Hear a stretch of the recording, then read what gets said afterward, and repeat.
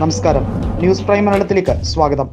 വരുന്ന ലോക്സഭാ തെരഞ്ഞെടുപ്പിൽ റെസ്ലിംഗ് ഫെഡറേഷന്റെ മുൻ അധ്യക്ഷനായിരുന്ന ബ്രിജ് ഭൂഷൺ ശരൺ സിംഗിനെതിരെ അതിശക്തമായിട്ടുള്ള ഒരു തെരഞ്ഞെടുപ്പ് തന്നെ നടത്താനാണ് കോൺഗ്രസ് പദ്ധതിയിട്ടിരിക്കുന്നത്.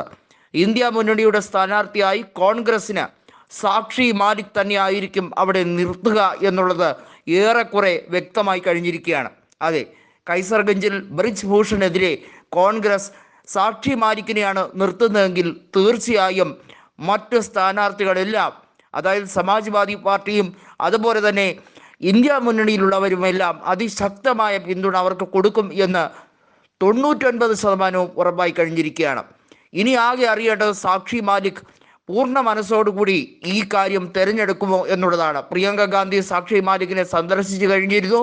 സാക്ഷി മാലിക് കോൺഗ്രസ് ചേരുന്നതിനെ കുറിച്ചുള്ള കൃത്യമായിട്ടുള്ള ഒരു സമ്മതം മൂടിയിട്ടുണ്ട് എന്നുള്ളത് വ്യക്തമായി കഴിഞ്ഞിരിക്കുന്നു.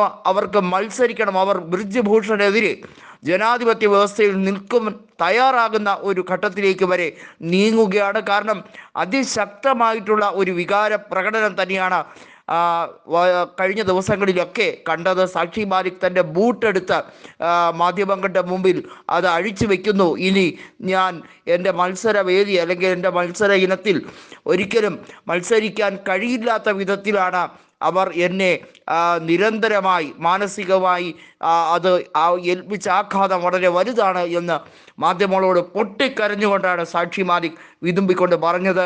തീർച്ചയായും അത് കോടിക്കണക്കിന് ജനങ്ങൾ ദൃശ്യമാധ്യമങ്ങളിലൂടെ കണ്ടതാണ്.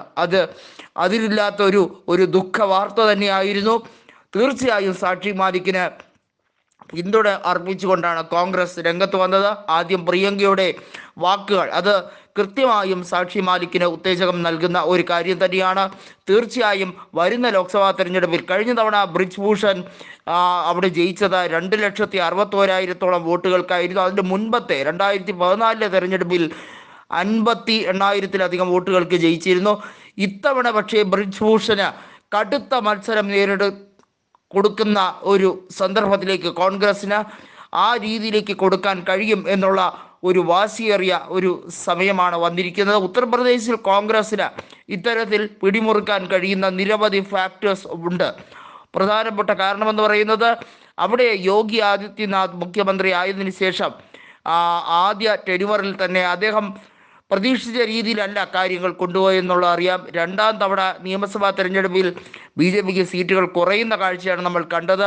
അവിടെ സമാജ്വാദി പാർട്ടി കൂടുതൽ സീറ്റുകൾ നേടുന്നൊരു കാഴ്ചയും കണ്ടു. ഇതൊരു ശുഭസൂചനയാണ്. പ്രതിപക്ഷം ഒന്നിച്ചു നിന്നാൽ ഒരു വലിയ മുന്നേറ്റം നടത്താൻ, ഇതിൽ കൂടുതൽ മുന്നേറ്റം നടത്താൻ കഴിയും. സമാജ്വാദിയും കോൺഗ്രസും ഒക്കെ വെവ്വേറെയായിരുന്നു കഴിഞ്ഞ നിയമസഭാ തെരഞ്ഞെടുപ്പിൽ മത്സരിച്ചത്. പക്ഷേ ഇനി ഒരുമിച്ച് നിൽക്കേണ്ടതിൻ്റെ അനിവാര്യത രൂപപ്പെട്ട് കഴിഞ്ഞിരിക്കുകയാണ്. ബ്രിജ് ഭൂഷണെതിരെയുള്ള ഇത്തരത്തിലുള്ള ഒരു ആരോപണം അത് കടുപ്പിക്കാൻ തന്നെയാണ് ശ്രമിക്കുന്നത്. സാക്ഷി മാലിക്കിൻ്റെ കോൺഗ്രസിലേക്കുള്ള പ്രവേശനം അത് വൈകാതെ തന്നെ നടക്കും.